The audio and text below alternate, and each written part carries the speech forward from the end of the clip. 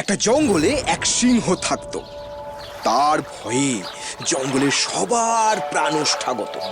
কেউ ভয়ে তার কাছেই আসে না। সে ছিল ভীষণ বলবান। হালুম, কে আছিস?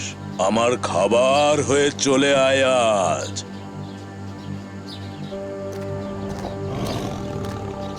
মহারাজ, আজ আমার পালা।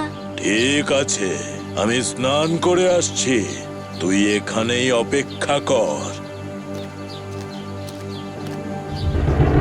হে ভগবান, আমাকে রক্ষা করো। এখনো এই পৃথিবীতে আমার অনেক কিছু দেখা বাকি। একদিকে হরিণ তার প্রাণ বাঁচানোর জন্য ভগবানের নাম স্মরণ করছে, অন্যদিকে তখন সিংহ মনের আনন্দে গেছে নদীতে স্নান করতে। সিংহ মজা করে নদীতে স্নান করছে। আহা, আজ কি আনন্দ!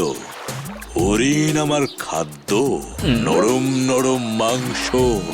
আহা, কি আনন্দ!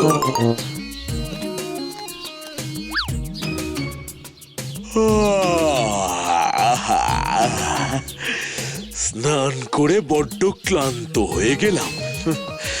একটু ঘুমিয়ে নিয়ে এই গাছের ছায়ায়, একটু ঘুমিয়ে তারপর হরিণের মাংস খাবো।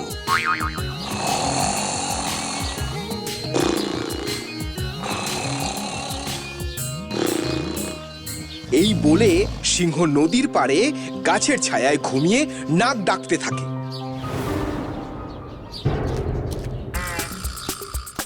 এমন সময় একটি নেংটি ইঁদুর তাড়াহুড়ো করে ছুটতে গিয়ে এক ঘুমন্ত সিংহের গায়ের ওপরে গিয়ে পড়ল। ব্যাস, সিংহের কাঁচা ঘুম ভেঙে গেল। এই কে রে, আমার ঘুম ভাঙায়?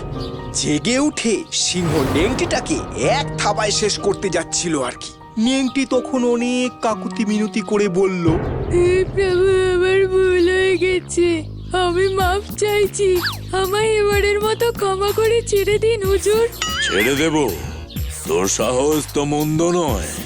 আমার ঘুম ভাঙিয়ে আবার আমার কাছেই প্রাণ ভিক্ষা করছিস। একদিন আমিও আপনার জন্য প্রতিদিনে কিছু করার চেষ্টা করব, কথা দিচ্ছি। নেংটি ইঁদুরের কথা শুনে সিংহের খুব হাসি পেল।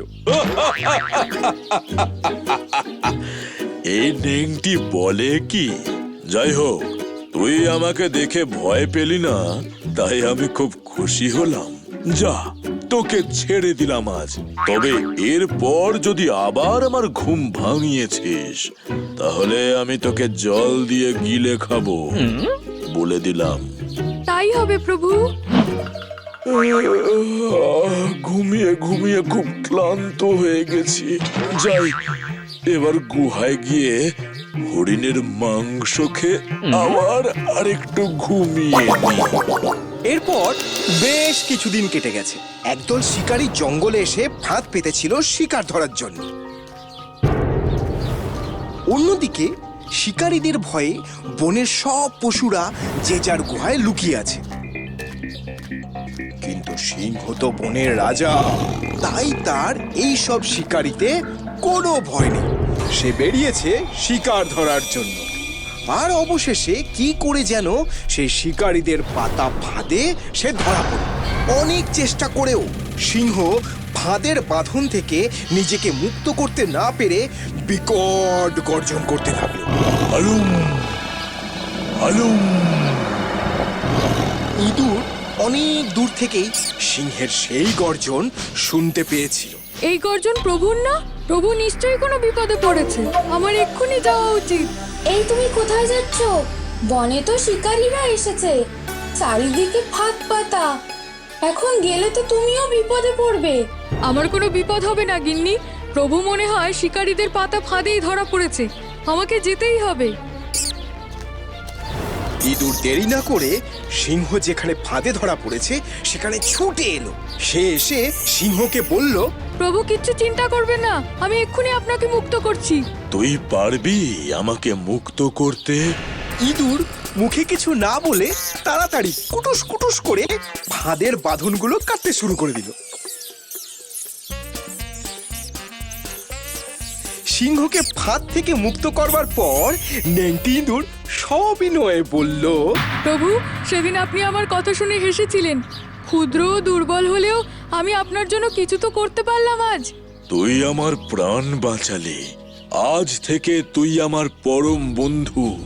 তাহলে বন্ধুরা, বলবান ও দুর্বল গল্পটি থেকে আমরা কি শিখলাম? আমরা শিখলাম বলবানকেও দুর্বলের সাহায্য নিতে হতে পারে।